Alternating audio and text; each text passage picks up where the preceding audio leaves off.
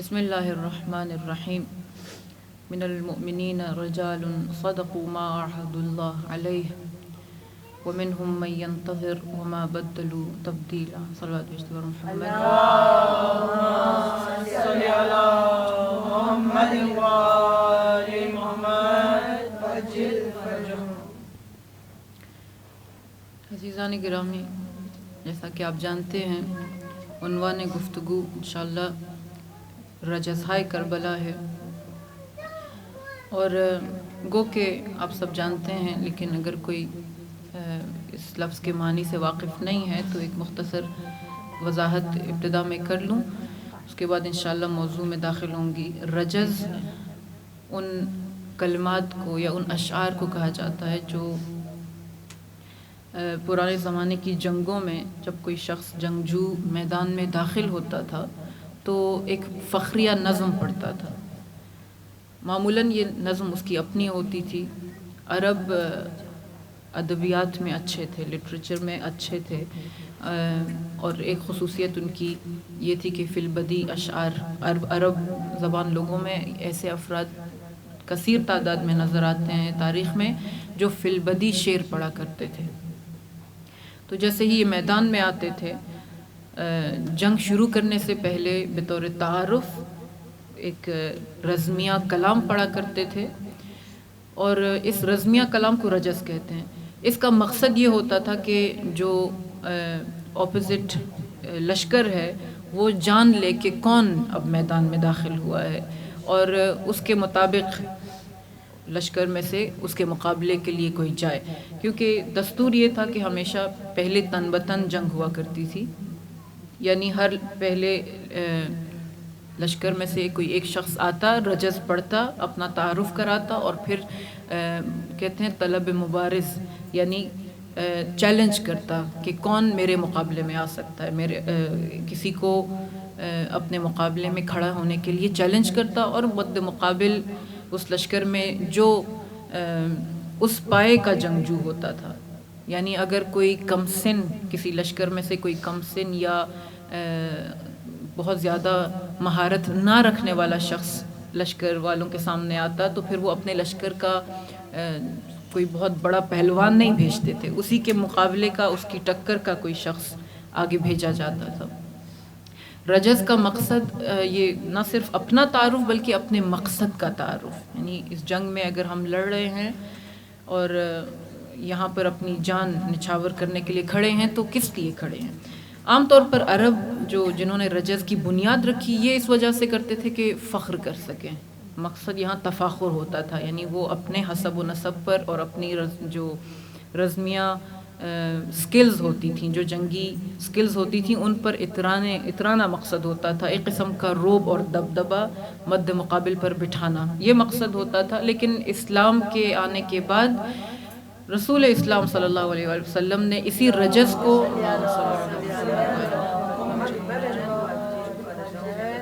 نہ صرف رجز بلکہ وہ سلوگنز جن کو شعار کہا جاتا ہے ان کو ایک مقصد عطا کیا، یعنی محض فخر فروشی اس کا مقصد نہیں ہوتا تھا، بلکہ اگر کوئی لشکر کوئی سلوگن بلند کرتی ہے تو اس سلوگن میں اس کا سارا منشور، اس کا نصب العین اس لشکر میں موجود افراد کا ہدف وہ نہفتہ ہوتا تھا، وہ چھپا ہوا ہوتا تھا۔ لہٰذا جنگ بدر سے لے کر جتنی بھی غزوات اور جتنی بھی جنگیں رسالت مآب نے لڑی ہیں، سب جو ڈیفینسو جنگیں تھیں، اس میں کوئی نہ کوئی سلوگن، کوئی نہ کوئی شعار ہوا کرتا تھا۔ یا مثال کے طور پر جب جناب مسلم ابن عقیل کوفہ کی طرف جاتے ہیں اور لوگوں کو جمع کرتے ہیں، لوگ ان کے ہاتھ پہ بیعت کرتے ہیں، یہاں تک کہ لکھا ہے کہ 50,000 لوگوں نے آپ کے ہاتھ پر بیعت کیا، تو جو سلوگن بلند کرتے تھے یہ افراد وہ کیا تھا؟ یا منصور امت، یعنی پروردگار کے اسامی میں سے جو لفظ، جو نام چوز کیا تھا جناب مسلم ابن عقیل نے اپنے سلوگن کے طور پہ، وہ لفظ منصور تھا۔ یا منصور امت، منصور البتہ اس ملائکہ، اس ملک کا بھی نام ہے کہ جو خداوند متعال نے جنگ بدر میں اصحاب بدر کی نصرت کے لیے زمین پر بھیجا۔ یہ فرشتوں کا، ملائکہ کا ایک لشکر، اس لشکر کا جو سالار تھا اس کا نام منصور تھا۔ لہٰذا مدد غیبی کے لیے ایک سمبل لفظ منصور بن گیا. لہٰذا ہم امام عصر کو بھی امام منصور کہتے ہیں، یعنی وہ امام جس کی نصرت غیب سے کی جائے گی. یا منصور امت، یہ مسلم ابن عقیل کا سلوگن تھا، یعنی منصور اے وہ شخص جس کی غیب سے مدد کی جا رہی ہے یا جس کی مدد غیب سے آ رہی ہے. امت یعنی دشمن پر موت مسلط کر دے. یا اس کے بعد جناب مختار نے جب قیام کیا تو ان کا سلوگن کیا تھا؟ یا لثارات الحسین، یعنی حسین کے خون کے انتقام کے لیے کھڑے ہو جاؤ. بس جس طرح سلوگنز یا شعار معمولاً ہدف اس لشکر کا مقصد بیان کرتے ہیں، رجز اسی کی ایک مزید آپ سمجھ سکتے ہیں کہ ایکسپینڈڈ فارم ہے. اور انڈیویژولز اپنا تعارف کراتے ہیں اور اس کے ساتھ ساتھ اپنے مقصد کا تعارف کراتے ہیں. کربلا میں خاص طور پر جو ایک ایک شہید کا رجز ہے، ایک ایک شہید جس طرح آ کے اپنا تعارف کراتے ہیں، اگر کربلا والوں کے مقاصد کو، کربلا والوں کی خصوصیات کو، ان کی روحیات کو سمجھنا ہے تو انسان ضروری ہے کہ ان رجزوں کو پڑھیں، ان کا انالیسس کریں، ان کو سمجھیں. خاص طور پر چند شہید ایسے ہیں، جناب حبیب ابن مظاہر مثال کے طور پر، کیونکہ فصاحت و بلاغت رکھتے تھے، چند جملوں کا رجز پڑھتے ہیں، اس میں وہ 5 کوالٹیز اپنی اور 5 کوالٹیز دشمن کی بیان کرتے ہیں کہ ہم یہ ہیں اور تم یہ ہو. یہی 5 کوالٹیز اگر انسان کے اندر پیدا ہو جائیں تو وہ یعنی اس لشکر والوں کا مصداق بن سکتا ہے. وہ کوالٹیز اس کے اندر پیدا ہو جائیں اور وہ امام علیہ السلام کے لشکر کے ساتھ کم از کم ایک روحانی کنیکشن پیدا کر سکتا ہے. بچوں میں بھی جناب قاسم، جناب اون و محمد، حتیٰ عمر ابن جنادہ 9 برس کا یہ بچہ ہے جس نے کربلا میدان میں آ کر رجز پڑھا. ہمارے پاس 5 دن ہیں اور ان 5 ایام میں ہم 5 شہداء کے رجز پر گفتگو کر سکتے ہیں. اور آج کیونکہ پہلی مجلس ہے، پہلا روز ہے، اور امام علیہ السلام کے لشکر کی جو پیشانی تھی وہ جناب عباس ابن علی ابن ابی طالب علیہ السلام کی ذات مبارک تھی. آج انشاءاللہ ہم جناب عباس کے رجز پر گفتگو کریں گے. عباس کیونکہ وہ شہید ہیں کہ جن کے بارے میں ائمہ اطہار فرماتے ہیں کہ عباس کو خداوند متعال نے وہ رتبہ عطا کیا ہے یقبت بہ الاولون والآخرون، اولین اور آخرین، حتیٰ انبیاء عباس کے مقام پر رش کریں گے. عام طور پر ہم نے عباس کی شخصیت کو چند چیزوں میں، چند محوروں میں خلاصہ کر دیا ہے، اور معمولاً ہمیں کربلا کے میدان سے ہٹ کے عباس نظر نہیں آتے. اس کی ایک وجہ یہ کہ ہماری کاہلی ہے، ہم نے ریسرچ ہی نہیں کی. ہم نے کربلا کے اس واقع عاشورہ سے نکل کے اس سے پہلے جناب عباس کی شخصیت، ان کی زندگی پر کو سمجھنے، اس کو جاننے کی کوشش نہیں کی. دوسری وجہ خود حضرت عباس ہے. کیوں حضرت عباس ہمیں نظر نہیں آتے؟ اس لیے کہ عباس اتنے ذوب، اتنے محو تھے اپنے وقت کے ولی کی ذات کے اندر کہ انہوں نے اپنی ذات کو چھپا لیا تھا. یعنی کہیں اظہار وجود کرتے نظر نہیں آتے عباس، کہیں کچھ کہتے ہوئے نظر نہیں آتے. جب امام وقت موجود ہے، عباس چاہے جتنا بڑا فقیہ ہو، کیونکہ فقیہ تھے عباس، اپنے زمانے کے فقہاء میں سے بہت بڑے فقہاء تھے. یعنی اگر امام معصوم نہ ہوتے تو زمانے کے سب سے بڑے فقیہ عباس ہوتے. یعنی آج کے دور میں اگر عباس آ جائیں، ساری کائنات کے لیے مرجع تقلید عباس ہوں گے.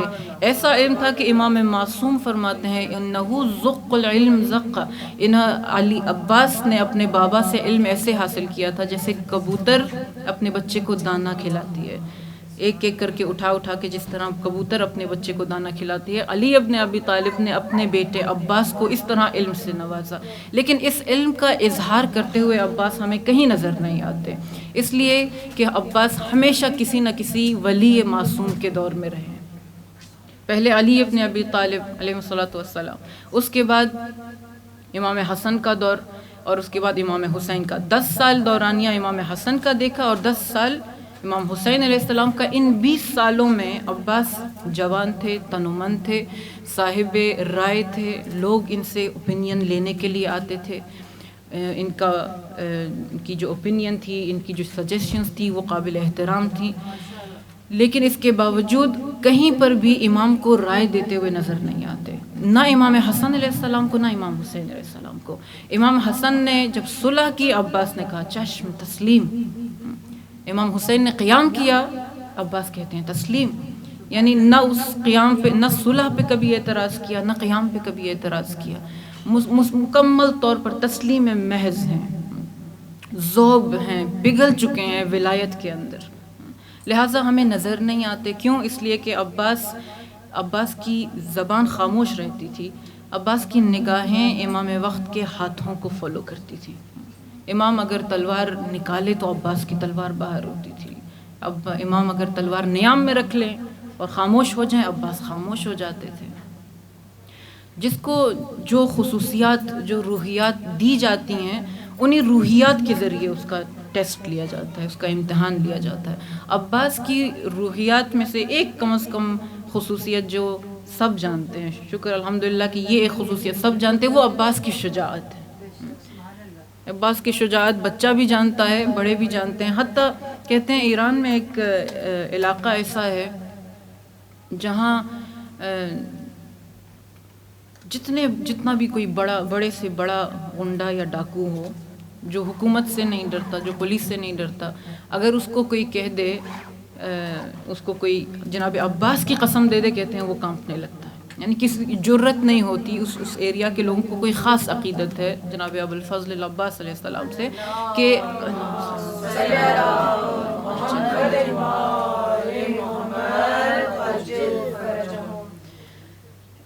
عباس علیہ السلام کا جو یہ ولایت مداری ہے، ولایت کے ولی کے گرد پروانہ وار گھومنا، اس کی کیا وجہ ہے؟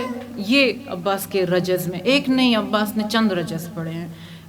کتنی بار، یعنی روز عاشور جو سب سے زیادہ جنگ لڑی ہے، در واقع سب سے زیادہ جو زخم اٹھائے ہیں وہ یا جناب عباس نے اٹھائے ہیں یا امام حسین علیہ السلام، کیونکہ یہ دو وہ شخصیتیں تھیں کہ جب بھی کوئی شہید گرتا تھا اور وہ پکارتا تھا تو مولا عباس کے ہمراہ اس شہید تک پہنچ جاتے تھے، لاشا اٹھانے کے لیے پہنچ جاتے تھے، اور آخری لمحات، اب جتنے شہداء کی جنگ اور ان کے آخری لمحات کا مطالعہ کریں، وہ آخری چند لمحے شہید کے اپنے آقا ابا عبداللہ الحسین کے زانو پر سر رکھے ہوئے ہیں۔ کم تر کوئی شہید ملے گا کہ جو آقا کے پہنچنے سے پہلے دم توڑ چکا، سب کو اپنے آغوش میں لے کر، فرق نہیں پڑتا وہ علی اکبر ہوں یا وہ جون ہوں، وہ سیاہ فام غلام ہو یا آپ کا کڑیل جوان ہو، آقا سب کے سرہانے اسی طرح پہنچتے تھے۔ جناب عباس آپ کے پہلو میں ہوتے تھے اور شہداء کی لاشوں کو دونوں اٹھا کر لاتے تھے۔ اس دوران بعض اوقات شہید تک پہنچنے کے لیے جنگ لڑنا پڑتی تھی، تو بعض رجز وہ ہیں جو عباس نے اس دوران پڑھے ہیں، یعنی جب وہ لشکر والوں سے کے مقابل ہوتے تھے، اس سے پہلے کہ وہ آخری رخصت لیتے، آخری اجازت مولا سے لے کر، جو مشہور واقعہ ہے کہ مولا سے آ کر اجازت کی، لقد ضاق صدری، میرا سینہ تنگ پڑ رہا ہے، اور امام علیہ السلام نے کہا آپ جاتے ہیں تو پھر پانی، کوشش کریں تھوڑا پانی خیموں تک پہنچ جائے۔ اس سے پہلے کتنی جنگیں عباس لڑ چکے تھے، اور ان جنگوں میں بھی عباس نے کچھ رجز پڑھے ہیں، یعنی 5-6 رجز ایسے ہیں جو روز عاشور منسوب ہیں جناب عباس ابن علی علیہ السلام کی ذات سے، اور ہر مرحلے پر خوبصورتی یہ ہے کہ جب کوئی بڑا زخم لگتا تھا، عباس رجز پڑھتے تھے، تجدید عہد کرتے تھے، تجدید بیعت کرتے تھے، جس طرح ہے کہ جب فرق مبارک پر وار ہوا، عباس نے رجز پڑھا، جب دایاں بازو کٹ کے گرا تو عباس نے رجز پڑھا، بایاں بازو کٹ کے گرا، عباس نے رجز پڑھا، اور کیا رجز پڑھا، یعنی ہمارے تصورات سے بالاتر ہیں۔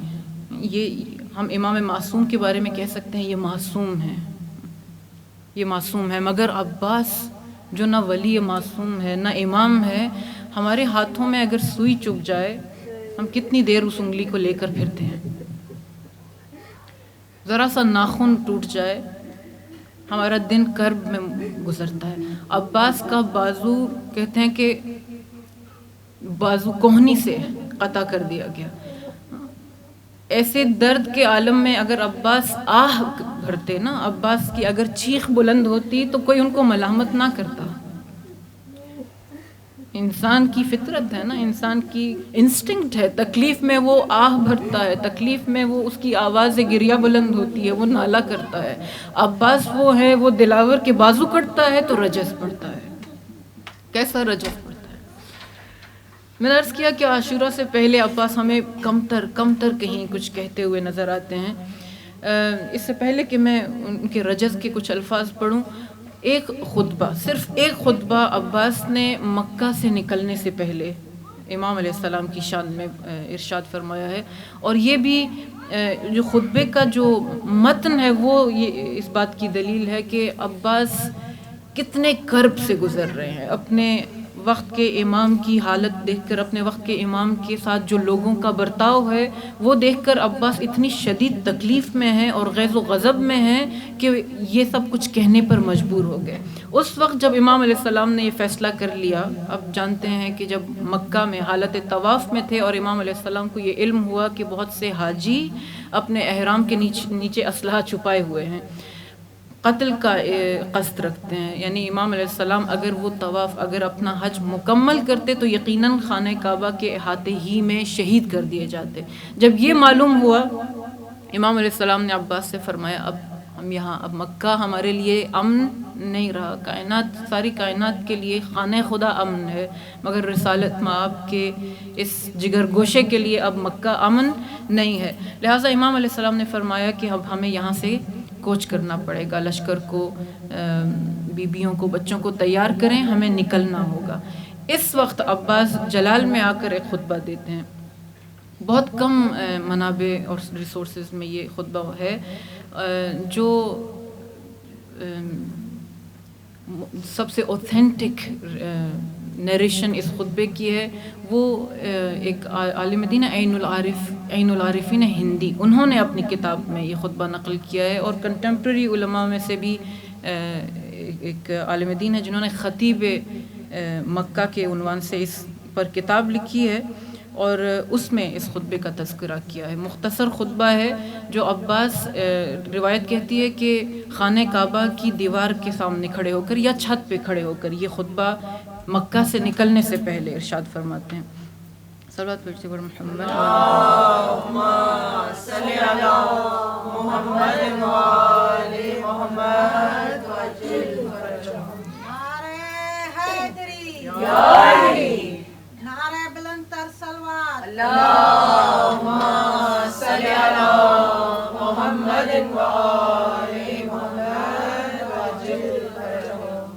اللہم صلی علی محمد و آل محمد وعجل فرجہم۔ باردی کا صلوات، اللہم صلی علی محمد و آل محمد وعجل فرجہم۔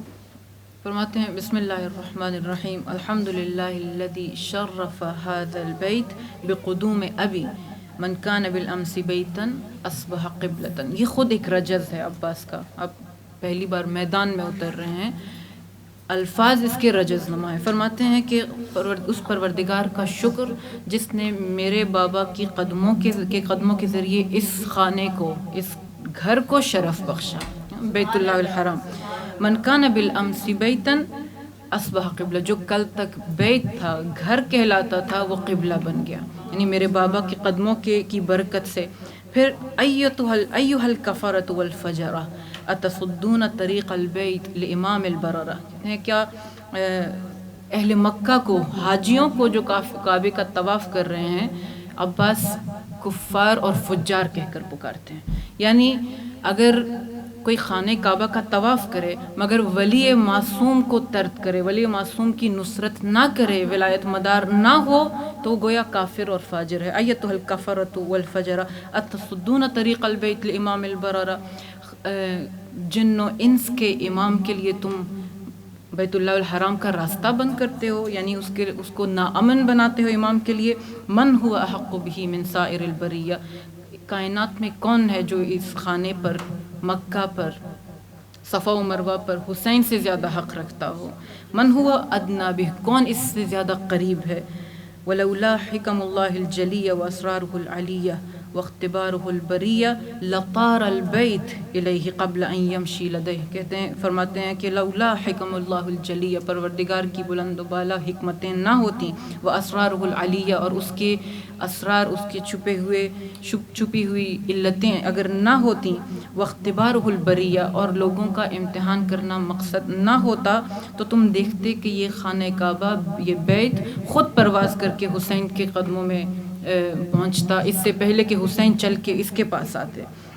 پھر فرماتے ہیں کہ قد استلم الناس الحجر والحجر یستلم یدیہ، لوگ حجر اسود کا استلام کرتے ہیں، لوگ حجر اسود کو چومتے ہیں، جبکہ حجر اسود حسین کے ہاتھوں کے بوسے لیتا ہے.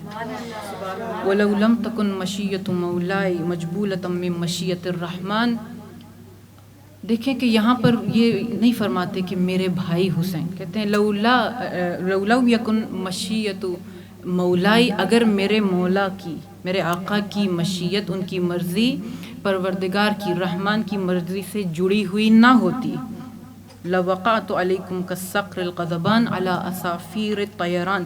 فرماتے ہیں کہ اگر میرے مولا کی مرضی نہ ہوتی، اور وہ مرضی در حقیقت پروردگار کی مشیت نہ ہوتی، تو میں کسی شکاری عقاب کی طرح کہ جو چڑیوں پر برستی ہے، تم سب پر برس پڑتا، تم پر حملہ آور ہوتا. اتخوفون قوما یلعب بالموت فی الطفولیہ فکیف کان فی الرجولیہ. تم کیا ہم اس قوم کو موت سے ڈرانے کی کوشش کر رہے ہو جو بچپنے میں موت سے کھیلتے تھے؟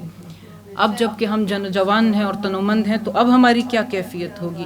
لفدیت بالحامات لسید البریات دون الحیوانات. فرماتے ہیں کہ اور میں اپنی جان کو سید البریات، جن و انس کے سردار پر قربان کرتا. ہیہات فانظروا ثم فانظروا. کہتے ہیں کہ دیکھو اور پھر نظر بھر کے دیکھو. ممن شارب الخمر وممن صاحب الحوض والکوثر. کس کے ہاتھ میں شراب کا جام ہے اور کون حوض کوثر تقسیم کر رہا ہے؟ وممن فی بیتہ الوحی والقرآن وممن فی بیتہ اللہوات والدنسات. کس کے گھر میں قرآن اترا ہے اور کس کے گھر میں آلات لغو اور موسیقی ہیں. وَأَنْتُمْ وَقَعْتُمْ فِي الْغَلَطَةِ الَّتِي قَدْ وَقَعَتْ فِيهَا الْقُرَيْشِ. آج تم اسی مصیبت میں پھنس گئے ہو، اسی غلط راستے پر چل پڑے ہو جس پر قریش کسی زمانے چلے تھے. لِأَنَّهُمْ أَرَادُوا قَتْلَ رسول اللہ صلی اللہ علیہ وآلہ وسلم. کہ انہوں نے یہ ارادہ کیا کہ رسالت مآب کو قتل کریں، اور وہ اپنی اس مقصد تک اس وقت تک کامیاب نہیں ہو سکتے تھے جب تک میرے بابا علی زندہ تھے. وَأَنْتُمْ تُرِيدُونَ قَتْلَ ابْنَ بِنْتِ نَبِيِّكُمْ وَلَا يُمْكِنْ لَهُمْ مَا دَامَ الْأَمِيرُ الْمُؤْمِنِينَ. کہتے ہیں کہ آج تم اسی نبی کے بیٹے، اسی نبی کے نواسے کے قتل کے در پہ ہو. کہتے ہیں جب تک امیر المؤمنین زندہ تھے، قریش ہرگز کامیاب نہیں ہو سکتے تھے کہ وہ رسول کو قتل کریں. پھر فرماتے ہیں کیف یمکن لکم قتل ابی عبداللہ الحسین ما دمت حیا سلیلا. اور جب تک میں زندہ ہوں تم کیسے حسین تک پہنچ سکتے ہو؟ تعالوا اخبرکم بسبیلہ. کہتے ہیں کہ آؤ میں تمہیں بتاؤں حسین کو قتل کرنے کا راستہ کیا ہے، حسین تک پہنچنے کا راستہ کیا ہے. بادروا قتلی واضربوا عنقی. میرے قتل میں جلدی کرو، میری گردن کاٹ دو. لیحصل مرادکم. اس وقت تم اپنی مراد تک پہنچ سکو گے. یعنی جب تک عباس زندہ ہے، جب تک میری گردن پر، میرے شانوں پر سر ہے، تم حسین تک نہیں پہنچ سکتے. لأبلغ اللہ مدارکم وبدد عمارکم واولادکم. کیسی بری قوم ہو. پھر فرماتا ہے خدا تمہیں ہرگز تمہارے مقصد میں کامیاب نہ کرے، اور تمہاری اولادوں کی زندگیوں کو کوتاہ کرے، تمہاری نسلوں کو قطع کرے، اور پروردگار اپنی رحمت سے تمہیں محروم کرے. یہ پہلا رجز ہے مکہ سے نکلنے سے پہلے جناب عباس علیہ الصلوۃ والسلام کا. اس کے بعد میدان کربلا میں اترنے کے بعد جتنی بار آپ عباس کو دیکھتے ہیں، جتنی بار عباس کو دیکھتے ہیں، عباس کوئی نہ کوئی ایسے حکم پر عمل پیرا ہو رہے ہیں، کسی ایسے حکم کے آگے تسلیم ہو رہے ہیں جو عباس کی روحیات کے منافی ہے. یہ ٹیسٹ ہے ولایت کا. کوئی کتنا تسلیم ہے، ولی خدا ولی معصوم کی مشیت کے آگے. ایک شجاع انسان کے لیے، ایک دلاور کے لیے عباس وہ تھے نا جو 13 سال کی عمر میں گھوڑے پر سوار ہوتے تھے تو زمین پر آپ کے قدم خط کھینچتے تھے. لشکر والے پریشان ہو جاتے تھے کہ یہ کون آ گیا. معمولاً امیر المومنین آپ کو نقاب کے ساتھ بھیجا کرتے تھے جنگ میں. عباس بہت خوبصورت تھے، یعنی ایک وجہ شاید یہ بھی تھی نقاب لگانے کی کہ لوگ آپ کے حسن کی طرف متوجہ ہوتے تھے. یہ جس طرح جناب موسیٰ مبرقہ کی مثال ہمارے سامنے ہے. موسیٰ مبرقہ امام زادے ہیں، امام میرے ذہن میں نہیں، شاید امام موسیٰ بن جعفر علیہ السلام کی اولاد میں سے ہیں. قم میں آپ کا مقبرہ ہے. یہ موسیٰ کو ان کا نام موسیٰ تھا، اور موسیٰ مبرقہ اس لیے کہتے تھے کہ یہ چہرہ چھپا کر چلا کرتے تھے، یعنی برقع پوش تھے. کیوں؟ اس لیے کہ بہت خوبصورت تھے. بعض اوقات حسن انسان کا وبال جان بن جاتا ہے. حسن دیکھ کر انسان کو پروردگار آزمائش میں ڈالتا ہے، ٹیسٹ کرتا ہے. فرق نہیں پڑتا وہ خاتون ہو یا مرد ہو. جناب یوسف علیہ السلام کا جو سب سے مشکل ٹیسٹ تھا زلیخا کے برابر، وہ کس لیے تھا؟ اس لیے کہ یوسف حسین تھے. عباس ابن علی بھی کہتے ہیں کہ حتیٰ ظاہری طور پر بہت خوبصورت تھے، یعنی جب گھر سے نکلتے تھے لوگوں کی توجہات آپ کی طرف جذب ہو جاتی تھی.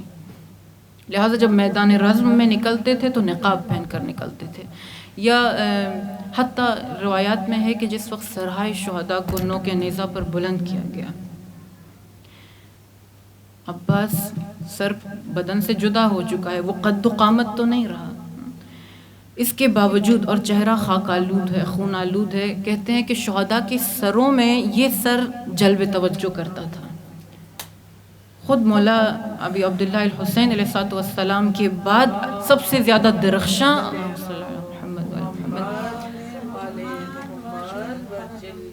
دست قلم قدرت کے اشارے کو علی کہتے ہیں، حق پہ نور کو کنارے کو علی کہتے ہیں. تم کہتے ہو علی کا سہارا بدت، ہم تو نبیوں کا سہارا کو علی کہتے ہیں. جس کو ڈوبا ہوا سورج بھی پلٹ کر دیکھے اس کو ہم اپنے عقیدے میں علی کہتے ہیں. نعرہ حیدری، نعرہ صلوات، اللہم صلی علی محمد و آل محمد وجل. ایک طرف سے یہ ظاہری جاہ و جلال، جاہ و حشم جو جناب عباس کو خداوند متعال نے عطا کیا، دوسری طرف سے انتہائی دلیر، شجاع. ان کی جو فطرت یا جو روحیات ہیں ان کے مطابق تھا کہ امام علیہ السلام کہتے جاؤ دشمن پر حملہ کر دو، تہس نہس کر دو. اور اگر ایسا ہوتا اور عباس کو امام علیہ السلام حکم دیتے ہیں کہ دشمن پر ایسا حملہ کرو کہ کسی کو کوئی پناہ نہ ملے، تو شاید ہی اس دشمن کے لشکر میں سے کوئی باقی بچتا. یہ عباس کے لیے یہ حکم بہت آسان ہوتا، کیونکہ وہ عباس کی روحیات کے عین مطابق ہیں. جیسے میرے اور آپ ہماری کوئی ایک سکل ہو، اسی سکل میں ہمیں ٹیسٹ کیا جائے تو یقیناً ہم اچھا پرفارم کریں گے. کوئی کسی چیز سے آپ بھاگتے ہوں، آپ کو اسی کے اندر ڈال دیا جائے جو آپ کا اسٹرانگ پوائنٹ نہیں ہے. عباس کو کربلا میں اس طرح امتحان کیا. عباس کو پہلی مرتبہ جب امام علیہ السلام نے حکم دیا، پہلا جو انکاؤنٹر ہمیں کربلا میں عباس کا ملتا ہے وہ کیا ہے؟ جب شمر بلا رہا ہے عباس کو کہ میرے ساتھ آ کر نیگوشیٹ کرو، میں امان نامہ لایا ہوں. عباس جواب نہیں دینا چاہتے تھے. امام علیہ السلام نے فرمایا عباس جواب دو. اجب دعوتہ علم تکن فاجرن، یا کوئی ایسے الفاظ ہیں کہ بے شک فاجر ہے، بے شک فاسق ہے، لیکن اس کا جواب دو. رشتے میں ماموں دور کا کوئی ماموں لگتا تھا شمر. بہرحال اس کی ڈیپتھ میں ابھی ہم نہیں جاتے. لہٰذا عباس کے لیے یہ زیادہ آسان تھا کہ وہ شمر کی اس دعوت کو اگنور کر دیں. حکم کیا آیا؟ جا کر شمر کے ساتھ بیٹھیں اور بات کریں. امان نامہ ریجیکٹ کر دیا. نیکسٹ ٹائم اچھا دوسرا انکاؤنٹر وہاں ہے جب امام علیہ السلام ایک رات کی مہلت چاہتے ہیں. عباس کی روحیات کے ساتھ یہ چیز سازگار نہیں ہے کہ وہ جا کے دشمن سے، وہ بھی ایسے دشمن سے مہلت مانگے. عباس حملہ کرنا چاہتے ہیں، امام بھیجتے ہیں کہ جا کے مہلت مانگو. عباس تسلیم، مہلت مانگتے ہیں. پھر دوبارہ جو انکاؤنٹر ملتا ہے، عباس دیکھو اگر ان سے درخواست کرو کہ پانی کی بندش ہٹ جائے، جو مشکل کام ہے وہ عباس کو دیا جا رہا ہے، جو عباس کے لیے مشکل ہے۔ کسی بزدل کے لیے یہ کام شاید آسان ہوگا۔ وہ حسان ابن ثابت کی مثال ہمارے سامنے ہے، رسالت مآب کے دور میں کہتے ہیں کہ یہ شخص جب جنگ خندق کے لیے پورا مدینہ خالی ہو گیا مردوں سے، یہ شخص جا کے اس قلعے میں چھپ گیا جہاں پر رسالت مآب نے عورتوں اور بچوں کو رکھا تھا۔ وہاں جا کر کسی کمرے میں چھپ گیا، دشمن کے لشکر میں سے کوئی ایک شخص اس قلعے میں چلا گیا، خواتین کچھ اکٹھی ہوئیں، شاید بی بی جناب ام سلمہ ہیں، جنہوں نے جا کر حسان سے کہا کہ اب تم اس پورے قلعے میں تم ایک ہی مرد ہو، وہ شخص قلعے میں چڑھ آیا ہے، جا کر اس کا مقابلہ کرو۔ کہا نہیں، مجھے ڈر لگتا ہے، میں نہیں جا سکتا، میں اس جنگ سے بچ کے یہاں چھپا ہوا ہوں، آپ مجھے جنگ پہ بھیج رہی ہیں۔ کہتے ہیں کہ یہ بیویوں نے، اور غالباً یہی ام سلمہ نے، ایک بڑا پتھر لیا اور اس شخص کا، حسان کا نہیں، جو دشمن کے لشکر کا شخص قلعے میں گھس آیا تھا، اس کو دور سے وہ پتھر مارا، جس کے نتیجے میں وہ ہلاک ہو گیا۔ اب جب ہلاک ہو گیا تو اس حسان کے پاس آئیں خواتین، کہا کہ اب تو وہ مر گیا، کم از کم جا کے اس کا جنازہ ہٹا لو۔ خواتین بچوں کے درمیان جنازہ پڑا، ہے مجھے اس کے جنازے سے بھی ڈر لگتا ہے۔ بعض افراد وہ ہوتے ہیں، ایسے شخص کو کہا جائے جا کر مہلت مانگو، طلب آب کرو، یہ اس کے لیے آسان کام ہے، اس کو جنگ پہ نہ بھیجیں۔ عباس جن کی روحیات اس کے بالکل منافی ہیں، ان کو ایسے کام دیے جا رہے ہیں۔ حتیٰ وہ آخری لمحے، لقد ضاق صدری، مولا فرماتے ہیں کہ میرا سینہ تنگ پڑتا ہے، میں اب مزید دنیا کو برداشت نہیں کر سکتا۔ خود یہ جملہ ضاق صدری، یہ خود تفسیر کا محتاج ہے، تعویل کا محتاج ہے۔ عباس کیوں کہتے ہیں میرا سینہ تنگ پڑ گیا؟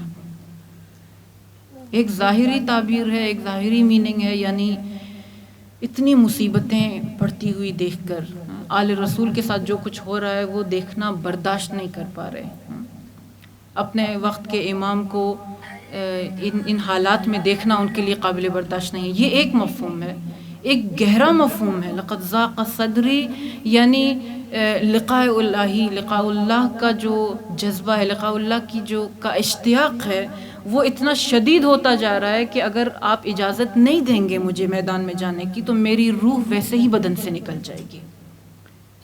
پھر بھی یہاں پر بھی آ کر وہ آخری مرتبہ امام نے دوبارہ عباس کو ٹیسٹ میں ڈالا، اب بھی کھل کر جنگ کی اجازت نہیں دی۔ یعنی اس کا مطلب یہ نہیں ہے کہ عباس جنگ نہیں لڑ سکتے تھے، یعنی ان کو اجازت نہیں تھی تلوار چلانے کی، یہ غلط ہے۔ یعنی ابھی بطور مبارز، بطور جنگجو میدان میں نہیں بھیجا، فرمایا کہ اگر جا ہی رہے ہیں تو پہلے کوشش کریں ایک مشک پانی کا خیموں تک پہنچا دیں۔ یہ مشک عباس کے لیے، ہم عام طور پہ سنتے ہیں نا مشک، جیسے ہی مشک چدی عباس کی آس گویا امید ٹوٹ گئی۔ کیوں اتنا اہم ہو گیا اس مشک کا پانی؟ اس لیے کہ امام وقت کا حکم ہے، فرق نہیں پڑتا امام وقت کا حکم ایک چلو بھر پانی ہو یا جان لٹانا ہو۔ اب عباس کے لیے شہادت سے بڑھ کر کوئی ایک خواہش اگر ہے یہاں پر تو وہ پانی کا خیموں تک پہنچنا ہے۔ جو عباس ابھی تڑپ رہے تھے شہادت کے لیے، اب شہادت سے بڑھ کر ایک آرزو ان کے لیے بن گئی۔ وہ آرزو کیا تھی؟ مشکیزے کے پانی کو خیموں تک پہنچانا۔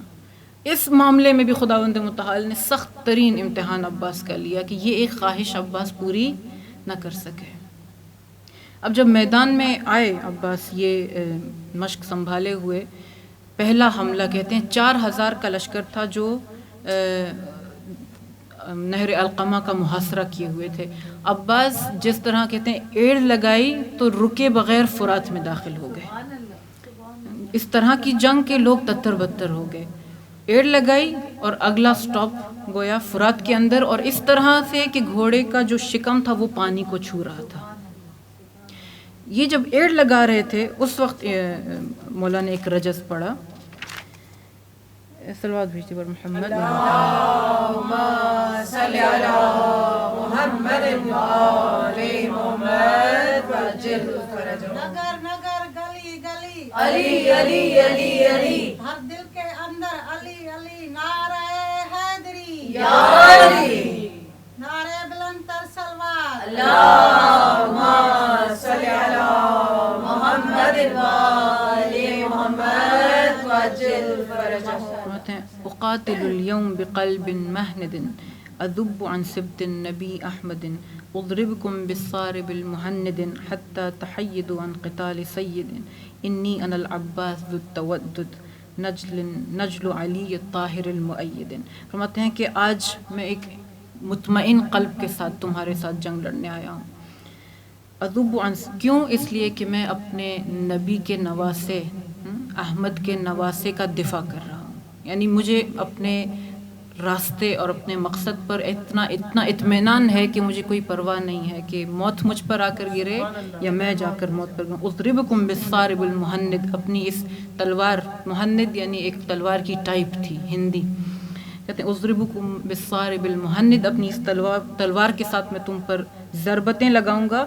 حتی تحیدوا عن قتال سید، یہاں تک کہ تم میرے آقا، میرے سید اور مولا کی سے مقابلے سے باز آ جاؤ. انی انا العباس ذو التودد، میں عباس ہوں. تعارف کن الفاظ میں کر، اس سے پہلے کہ کہیں میرا فخر یہ ہے کہ میں فلان کا بیٹا ہوں. عباس کے لیے سب سے بڑا فخر تو ہماری نظروں میں یہی ہے نا کہ وہ علی ابن ابی طالب کی اولاد ہے. اس سے پہلے ایک یہ لفظ استعمال کرتے ہیں، انی انا العباس ذو التودد، کہتے ہیں میں عباس ہوں. کیا ہے ذو التودد؟ عاشق ہوں. سب سے پہلا جب ہم تشہد میں ہم کہتے ہیں اشہد ان لا الہ الا اللہ و اشہد ان محمدا عبدہ و رسولہ، رسالت مآب اپنا اگر تعارف کراتے سب سے پہلے جو چیز، جو کوالٹی مینشن کرتے اپنے تعارف میں، اس سے پہلے کہ کہتے میں فلان کا بیٹا ہوں یا فلان کا رسول ہوں یا پیغمبر ہوں، فخر کیا تھا؟ عبد ہوں، میں اس کا بندہ ہوں، اس کا غلام ہوں. یا جناب عیسیٰ علیہ نبینا علیہ السلام قرآن کریم میں جب گہوارے میں خطاب کرتے ہیں قوم سے، انی عبد اللہ آتانی الکتاب، میں کون ہوں؟ اپنا تعارف کراتے ہیں، میں پروردگار کا بندہ ہوں، عبد ہوں. آتانی الکتاب، جس کو خدا نے کتاب عطا کی ہے. وجعلنی نبیا، اس کے بعد مجھے نبوت عطا کی ہے. فخر کیا ہے؟ بندہ ہونا. فخر کیا ہے؟ اس محبوب کی ذات میں ذوب ہونا، محبوب کی ذات میں مزمحل ہو جانا، ختم ہو جانا. انی انا العباس، میرا فخر، میرا پہلا تعارف یہ ہے کہ میں اپنے آقا کا عاشق ہوں. یہ نہیں فرماتے کہ میں حسین کا بھائی ہوں، یہ تعارف بھی کم نہ ہوتا. یہ نہیں فرمایا کہ میں علی کا بیٹا ہوں، یہ کہتے ہیں، لیکن اس کے بعد انا العباس ذو التودد. یہی رمز ہے، یہی راز ہے کربلا والوں کا. اگر وہ دنیا سے کٹ گئے تھے، 3 علامتیں ہیں مومن کی، اور ہمیں دعاؤں میں تاکید کی گئی ہے کہ یہ 3 علامتیں ہم پروردگار سے مانگیں، خدایا یہ مجھے عطا کر دے. الانابۃ عن دار الغرور، اس دنیا، اس دھوکے کی اس دنیا سے انسان کا ایک طرح سے منہ موڑ لینا، دل نہ کرے، دل میں دنیا نہ بسے، دنیا سے اٹیچمنٹ کا ختم ہو جانا، یہ مومن کی نشان ہے. والتجافی عن دار الغرور، الانابۃ الی دار الخلود، یعنی ہمیشہ رہنے والی کائنات، ہمیشہ رہنے والی اس ابدی دنیا کی طرف انسان کا میلان اور راغب ہو جانا. والتجافی عن دار الغرور، اس دھوکے کی دنیا سے منہ موڑ لینا. والاستعداد للموت قبل حلول الفوت، اس سے پہلے کہ وقت آئے، اس سے پہلے کہ اجل آئے، اس سے پہلے کہ موت کا وقت آئے، انسان موت کے لیے تیار ہو. نہ صرف تیار ہو، مشتاق ہو. مشتاقۃ الی فرحۃ لقائک، زیارت الامین اللہ میں ہم پڑھتے ہیں کہ ان قلوب المخبتین الیک والحہ، پروردگارہ وہ لوگ، مخبتین مومنین کی ایک ٹائپ ہے، ایک لیول ہے. ان قلوب المخبتین الیک والحہ، پروردگارہ مخبتین مومنین عاشق وہ ہیں جن کے دل تیرے لیے والے ہیں، تیرے لیے مشتاق ہیں، تیرے لیے بیتاب ہیں. مشتاقۃ الی فرحۃ لقائک، تیری لقاء تک پہنچنے کے مشتاق ہیں، بیتاب ہیں.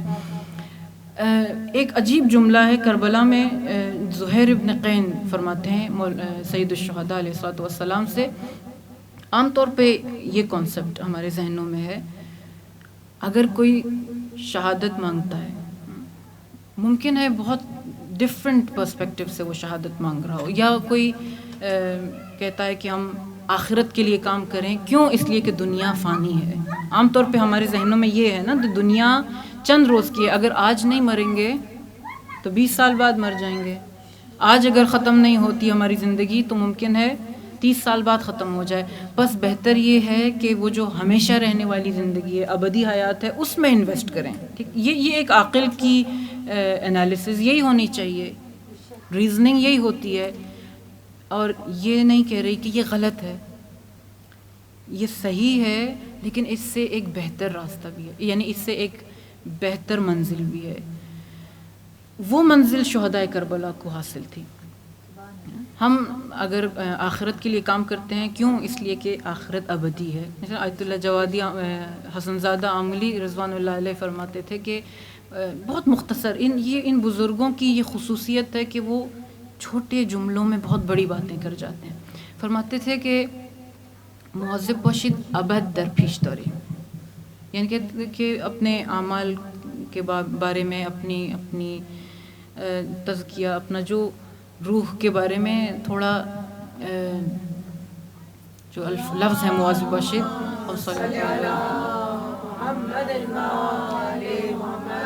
یعنی کیئرفل رہو، دقت کرو، کیئرفل رہو. کیوں؟ ابد در پیش داری، یعنی آگے ابدی سفر ہے، اس کے بعد ابد ہے، یعنی جو لے کے گئے اس سے کوئی چھٹکارا نہیں ہے. تو عاقل یہی کرتا ہے کہ وہ جو ہمیشہ کی زندگی ہے اس میں انویسٹ کرتا ہے. لیکن زہیر ابن قین کربلا میں عاشور کے روز امام علیہ السلام کی خدمت میں آتے ہیں، ایک جملہ فرماتے ہیں، یہ عجیب ہے. فرماتے ہیں لو کان الدنیا باقیہ، مولا اگر یہ دنیا، ویسے تو ابھی ختم ہو جانی ہے، ہم نے ختم ہو جانا ہے، اگر یہ دنیا باقی ہوتی، یعنی اگر دنیا نے ختم نہ ہونا ہوتا، اور اگر جو نہیں مارا گیا، جو وہ ہمیشہ رہنے والا ہوتا، ابدی دنیا یہی ہوتی، اور یہ معاملہ پیش آتا، آپ ایک طرف، یزید کا لشکر ایک طرف، اور وہ آپ کی جان کے در پہ ہیں. کہتے ہیں کہ اگر ابدی بھی ہوتی دنیا اور شہادت کا مطلب اس ابد سے منہ موڑنا ہوتا، پھر بھی ہم اپنی جان آپ پر قربان کرتے ہیں. یہ منزل بڑی منزل ہے. یہاں پر وہ ذات سے، اپنی ذات سے نکل چکے ہیں، ذاتی مفاد کے دائرے میں نہیں ہیں. ہم ذاتی مفاد کے دائرے میں رہ کر سوچتے ہیں نا، میری آخرت، میری دنیا، میری آخرت. یہ وہ افراد ہیں، وہ شیدائی ہیں، وہ پروانے ہیں جو ذاتی مفاد کے دائرے سے نکل چکے ہیں. ان کو یہ پرواہ نہیں ہے کہ یہ دنیا ابدی ہے یا وہ دنیا ابدی ہے. کہتے ہیں اگر یہی دنیا ابدی ہوتی اور موت اس شہادت کے نتیجے میں ہم نے ختم ہو جانا ہوتا، پھر بھی ہم یہی انتخاب کرتے. ہم آپ کے ہمراہ ختم ہو جانے کو ترجیح دیتے اس دنیا میں باقی رہنے پر. یہ مقام کربلا کے شہداء کا، کیوں یہ مقام کیسے حاصل ہوا؟ اس کا راز یہی لفظ ہے جو عباس فرماتے ہیں، انی انا العباس ذو التودد. کیوں یہ مقام کیسے حاصل ہوتا ہے؟ یہ مقام محبت کے ذریعے حاصل ہوتا ہے. صرف اپنے معشوق کے لیے انسان کہتا ہے کہ میں فانی ہو جاؤں. انسان بقا پسند ہے، انسان باقی رہنا چاہتا ہے. انسان کی فطرت میں ہے کہ نہ کبھی اس کا پیٹ بھرتا ہے، نہ کبھی وہ ختم ہونا چاہتا ہے. دو رجحانات اس کے اندر ایسے ہیں، ایک ابدیت، دوسرا لامحدودیت. اس کا پیٹ لامحدود، جب تک وہ لامحدود کو نہ پالے اس کا پیٹ نہیں بھرتا. لہٰذا جو دنیا جمع کرنے کے پیچھے چل پڑتے ہیں، آپ نے دیکھا ہے ان کا پیٹ کبھی نہیں بھرتا. ملک کے ملک بھی کھا جائیں تو ان کا پیٹ نہیں بھرتا. کیوں؟ اس لیے کہ ان کے اندر ایک لامحدود طلب رکھی گئی ہے. وہ اس لامحدود طلب کو ایک محدود چیز میں استعمال کر رہے ہیں. اس لامحدود طلب کو چینلائز نہیں کر پاتے. وہ سمجھتے ہیں یہ طلب دنیا کے لیے، دنیا کو جمع کرتے جاتے ہیں، لیکن وہ طلب کبھی ختم نہیں ہوتی. کب ختم ہوتی ہے یہ طلب؟ جب انسان لامحدود میں ذوب ہو جاتا ہے، اس ہستی میں غرق ہو جائے جس کا کوئی کنارہ نہ ہو، جس کا کوئی اینڈ نہ ہو. یہ لامحدودیت. اور دوسرا بقا. انسان نہیں ختم ہونا چاہتا، مرنا نہیں چاہتا، مگر یہ کہ عاشق ہو جائے. اگر کوئی عاشق ہو تو پھر یہ واحد مورد ہے جہاں وہ معشوق کے لیے فنا ہونا چاہتا ہے، معشوق میں ختم ہو جانا چاہتا ہے. عباس وہ خصوصیت رکھتے ہیں، انی انا العباس ذو التودد، میں وہ عباس ہوں کہ جو اپنے مولا کا عاشق ہوں. لہٰذا مجھے فرق نہیں پڑتا میں اس دنیا میں، یہ ابدی دنیا ہے یا محدود دنیا ہے، اس کے بعد میں نے باقی رہنا ہے یا باقی نہیں رہنا، مجھے بہشت ملتی ہے یا نہیں ملتی. رابعہ دمشقیہ، ایک رابعہ ادویہ کہہ کے عارفہ خاتون گزری ہیں، ان کے اشعار ہیں. بہت بلند مرتبہ خاتون تھیں، یہاں تک کہ کہتے ہیں کہ ان کے پاس جناب مریم کی طرح کھانا اترا کرتا تھا، یعنی ایسی چیزیں ان کے گھر میں ہوتی تھیں کہ جب ان کے شوہر آ کے سوال کرتے تھے یہ کہاں سے آیا، فرماتی تھیں کہ یہ فضل الہی سے آیا۔ بعض علماء نے کہا ہے کہ یہ وہ تسبیح ہوتی تھی، در حقیقت ان کی تسبیح ان نعمتوں میں تبدیل ہو جاتی تھی۔ بہت بلند مرتبہ خاتون تھیں۔ ان کے اشعار ہیں، فرماتی ہیں کہ پروردگارا اگر تو نے میرے لیے اس دنیا میں کچھ سوچ رکھا ہے کہ تو مجھے دے گا، اس دنیا میں اگر تو مجھے کچھ دینا چاہتا ہے تو وہ اپنے دشمنوں کو دے دے، اگر آخرت میں تو مجھے کچھ دینا چاہتا ہے، آخرت کی نعمتیں میرے لیے کچھ ریزرو کی ہوئی ہیں تو وہ تو اپنے دوستوں کو دے دے، اپنے اولیاء کو دے دے، میں فقط تیری تلاش میں ہوں۔ حافظ فرماتے ہیں کہ اگر عاشق شو ارنا روزی کار جہان سرایت، نشنید رمز مقصود از کارگاہ ہستی۔ کہتے ہیں اگر تو عشق میں مبتلا نہیں ہوا، اگر عاشق نہیں ہوا، یہ کیفیت اپنے اندر پیدا نہیں کی، ارنا روزی کار جہان سرایت، ایک روز یہ دنیا ختم ہو جائے گی اور تو اس سے پہلے کہ اس کائنات کا مقصد سمجھ سکے دنیا سے چلا جائے گا۔ دل کو اگر کسی ایک جگہ آپ لگا لیں تو پھر وہ سیر ہو جاتا ہے۔ جس طرح انسان یوزلی آپ کو بھوک لگی ہو، شدید بھوک لگی ہو تو جیسا بھی کھانا آپ کے سامنے ہو تو وہ آپ کھا لیتے ہیں، اور آپ شاید لطف اندوز بھی ہوتے ہیں۔ لیکن اگر پہلے کھانا کھا چکے ہیں تو جتنا بھی اچھا کھانا آپ کے سامنے رکھا جائے وہ لطف اس میں نہیں رہتا۔ لہٰذا انسان کا دل کہیں نہ کہیں جا کر تعلق پکڑ لیتا ہے، یہ فطرت ہے انسان کی۔ اگر اس کو ایک بہتر آپشن میں مشغول انسان کر دے پھر وہ غیر کی طرف متوجہ نہیں ہوتا۔ لہٰذا عباس فرماتے ہیں تودد، میں اس طرح ذوب ہوں اپنے مولا کے عشق میں کہ میرا دل اب اس کے علاوہ کہیں اور لگتا ہی نہیں ہے۔ جب مشق لے کر مولا پہنچتے ہیں فرات پر، فرات کا جو یوزلی جو کچھ کربلا کے میدان سے جو نیریشنز ہیں وہ دشمن کے لشکر سے آئے ہیں، یہاں کے لشکر میں سے کوئی بچا نہیں، یا بعض روایات بعد میں ائمہ سے ہمیں ملی ہیں۔ یوزلی جو نیریٹرز ہیں وہ دشمن کے لشکر والے ہیں۔ یہ کہتے ہیں حمید ابن مسلم مثلاً اہل کوفہ کے درمیان تھا، کہتے ہیں کہ عباس جب پانی میں اترے، آپ سب یہ واقعات سن چکے ہیں، میں صرف رجز کی طرف اشارہ کرنا چاہتی ہوں۔ جب پانی میں نہیں اترے بلکہ کہتے ہیں کہ ابھی گھوڑے کی ذہن سے نیچے اترے بغیر مشکیزے کو بھرا، اور مشکیزے کو سنبھالنے کے بعد مشت میں اپنے چلو میں پانی بھر کے اپنے لبوں کے قریب لائے۔ یہ سب نے دیکھا، سب نے، اب دور سے کوئی یہ دیکھ نہیں پا رہا کہ عباس کیا کہہ رہے ہیں یا کیا سوچ رہے ہیں، کسی کو نہیں معلوم۔ دشمن والے، لشکر والے دیکھ رہے ہیں کہ عباس گھوڑے کو لے کر گھوڑے سمیت پانی میں اتر گئے ہیں، یعنی ایک لمحہ بھی ضائع نہیں کرنا چاہتے تھے۔ پانی میں اتر گئے، ایک چلو پانی لیا، لبوں کے قریب لائے، دشمن نے دیکھا اور پھر پانی کو پیے بغیر لہروں کے حوالے کر دیا۔ یہ دیکھا، سمجھ نہیں آئی کسی کے کہ یہ ہوا کیا، عباس نے کیوں پانی نہیں پیا۔ اب جب گھوڑے کو لے کے نہر سے نکلے اور دوبارہ لشکر کے درمیان سے جب گزر رہے تھے تو لوگوں نے یہ رجز پڑھتے ہوئے عباس کو سنا اور پھر سمجھے کہ عباس کا مقصد کیا تھا۔ فرماتے ہیں جب جا رہے تھے تو اپنے ہی دل میں، یعنی یہ رجز دشمن کے لیے نہیں تھا، یہ رجز عباس کا اپنے درونی لشکر کے لیے تھا۔ وہ جہاد جو دشمن کے ساتھ کر رہے ہیں اس میں وہ دشمن کو رجز پڑھ کے سنا رہے ہیں، یہاں عباس اپنے باطن کے ساتھ، اپنے نفس کے ساتھ جہاد میں ہے، لہٰذا یہ رجز نفس کو سنا رہے ہیں۔ فرماتے ہیں یا نفس من بعد الحسین ہونی وبعدہ لا کنت ان تکونی، اے نفس تو حسین کے بعد زندہ رہے گا، بعد الحسین ہونی، اے نفس حسین کے بعد زندہ رہنا کوئی معنی نہیں رکھتا، وبعدہ لا کنت ان تکونی، حسین کے بعد تو میں زندہ ہی نہیں رہنا چاہتا۔ اگر حسین کے ساتھ بقا ہے تو بقا، حسین کے ساتھ فنا ہے تو فنا۔ ھذا الحسین وارد المنونی، یہ حسین ہے جو مشکلات میں گھرا کھڑا ہے، وتشربین البارد الامینی بارد المعینی، اے نفس حسین مشکلات میں گھرا کھڑا ہے، پیاسا ہے، تو ٹھنڈا پانی پینا چاہتا ہے۔ ہیہات ما ھذا فعال ودینی، دور ہے مجھ سے یہ خصلت، یہ میرے مرام، میرے کردار میں نہیں ہے۔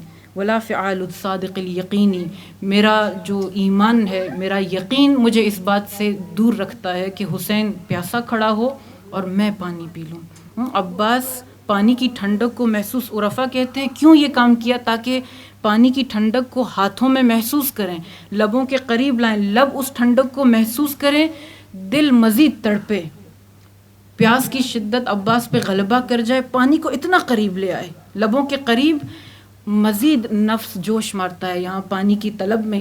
کوئی عام پیاس نہیں ہے، ہم نے تو وہ پیاس ہمارے تصور سے بالاتر ہے جو عباس کی پیاس تھی اس لمحے، یہ جو حسین کی پیاس ہے۔ یعنی یہ کہنا آسان ہے، ہم گزر جاتے ہیں کہہ کے کہ ان کی زبانیں کٹ گئی تھیں۔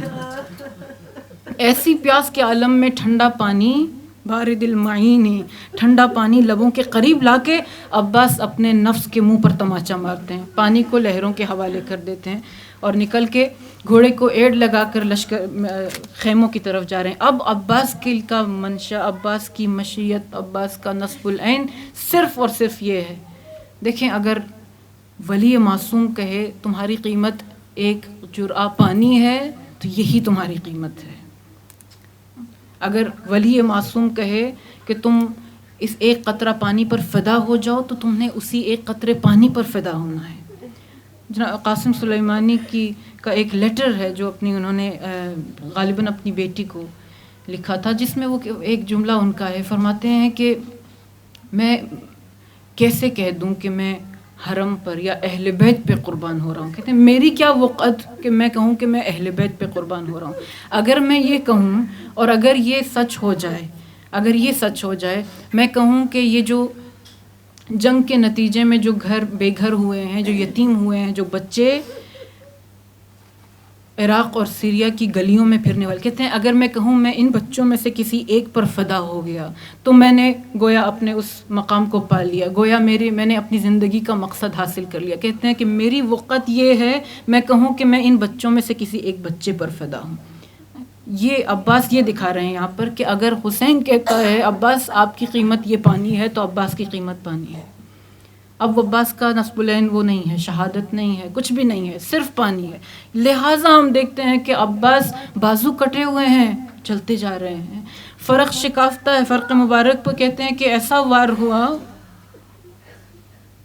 کہتے ہیں کہ وہ گرز جو آپ کے فرق پہ مارا گیا آپ کی پیشانی کو چیر گیا۔ ہم تصور بھی نہیں کر سکتے کہ ان سب تکالیف، ان سب مصیبتوں کو برداشت کرتے ہیں، لیکن عباس کی قدموں میں، عباس میں کہ رفتار میں کوئی لغزش ہم نہیں دیکھتے، علم اسی طرح سر بلند ہے۔ کب عباس گھوڑے کی ذہن سے گر کے زمین پر آئے؟ جب مشق میں وہ تیر لگا۔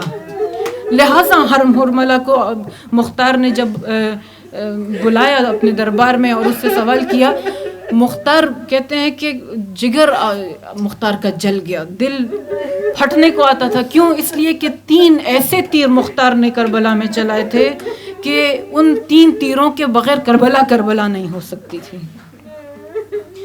ایک تیر علی اصغر کے گلوں میں، علی اصغر کے گلوں میں، کربلا میں حق و باطل کو جدا کرنے والا، دودھ کا دودھ پانی کا پانی کرنے والا وہ تیر وہی تیر تھا جو اصغر کے گلوں میں پیوست ہوا۔ 3 خون کربلا میں، عاشورہ میں 3 خون آسمان پر لے جائے گئے ہیں۔ ایک خون یہی اصغر کے گلو کا خون تھا، آسمان پر لے جایا گیا، وہاں محفوظ ہو گیا۔ کیوں؟ اس لیے کہ روز قیامت وہ خون شہادت دے گا۔ دوسرا خون وہ تھا جو علی اکبر کے جگر سے نکلا، اور تیسرا خون وہ تھا جو امام علیہ السلام کہتے ہیں کہ جب پیشانی پر پتھر آ کر لگا، امام علیہ السلام جھکے کہ اپنے پیشانی کے خون کو صاف کر سکیں۔ جب یہ کیا، یا غالباً اس وقت وہ 3 شاخوں کا تیر امام علیہ السلام کے سینے میں آ کر پیوست ہوا۔ کچھ لمحے کی جب غفلت دیکھی، حرملہ نے وہ تیر رہا کیا، امام کے پہلو میں آ کر اس طرح سے پیوست ہوا، کہتے ہیں عمر سعد دیکھ کر رونے لگا، اس لیے کہ آقا آگے کی جانب سے تیر نہیں نکال سکتے تھے، آپ کے سینے کے پار ہو گیا اور جھک کے پیچھے سے تیر نکالنے لگے۔ یہ منظر دیکھ کے عمر سعد رونے لگا کہ دیکھو حسین آگے سے تیر نہیں نکال سکتے، پیچھے سے نکالنے کی کوشش کر رہے ہیں. یہ امام کے قلب مبارک کا یہ خون ان خونوں میں سے ہے جس کو آسمان پر بلند کیا گیا. اور تیسرا تیر ہرملہ کا جو کربلا ساز ہے، جس نے کربلا کو کربلا بنایا اس لیے کہ وہ تیر عباس کے مشکیزے میں جا کر پیوست ہوا. عباس کے بدن پہ بہت سے تیر تھے، ایک تیر یہاں تک کہ آپ کی آنکھ میں پیوست تھا، مگر کیوں یہ تیر؟ اس لیے کہ یہ عباس کی مشق میں پیوست ہو گیا، اور عباس کی مشق میں عباس کی جان تھی. جب پانی بہا، عباس گھوڑے کی ذہن سے زمین پر آتے ہیں اور فریاد کرتے ہیں یا اخا ادرک اخا. پہلی مرتبہ عباس نے حسین کو بھائی کہہ کر پکارا، اس سے پہلے ہمیشہ سیدی مولائی. پہلی مرتبہ فریاد کی یا اخا ادرک اخا، بھائی بھائی کی مدد کو پہنچے. حسین کمر تھامے عباس کے سرہانے پہنچے. مختلف وجوہات بتائی جاتی ہیں کہ کیوں عباس کا جنازہ خیموں میں نہیں گیا. آپ جانتے ہیں نا، فاصلہ ہے باقی شہداء کی قبروں میں، باقی شہداء کی قبروں اور عباس کی قبر میں ایک فاصلہ ہے. یہ فاصلہ، اس کی دو وجوہات بتائی جاتی ہیں. ایک یہ کہ یہ اس وقت ہوا جب حسین کے لشکر میں سوائے عباس کے کوئی باقی ہی نہیں تھا، اور عباس رجلاً وسیما، ایک بلند قامت تنومند جوان تھے. حسین ٹوٹی ہوئی کمر کے ساتھ بینائی کھو چکے ہیں، اکبر جا چکے ہیں، پیاس کی شدت ہے، بدن زخمی ہے.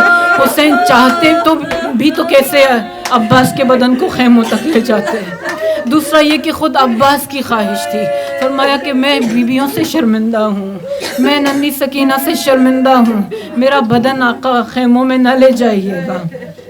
اب عباس کا بدن القمہ کے کنارے موجود ہے. شام غریباں ہوتی ہے. شام غریباں کا ایک عجیب منظر ہے. روایت کہتی ہے کہ لوگ اشقیاء بیویوں کو لوٹتے گئے. جب لوٹنے کے لیے آئے، عجیب ہراساں تھے خود لوٹنے والے. کہتے ہیں کہ لوٹتے جاتے تھے، روتے جاتے تھے. ایک بیوی نے سوال کیا، تم لوٹتے بھی ہو، چادریں چھینتے بھی ہو اور روتے بھی ہو؟ کہا روتے اس لیے ہیں کہ آپ رسول کی اطرت ہیں، لوٹتے اس لیے ہیں کہ اگر ہم نے نہیں لوٹا تو یہ غنیمت کوئی اور لے جائے گا. بعض دوسرے اشقیاء کی کیفیت ایسی تھی، کہتے ہیں کہ لوٹتے جاتے تھے اور مڑ مڑ کے القمہ کی طرف دیکھتے تھے.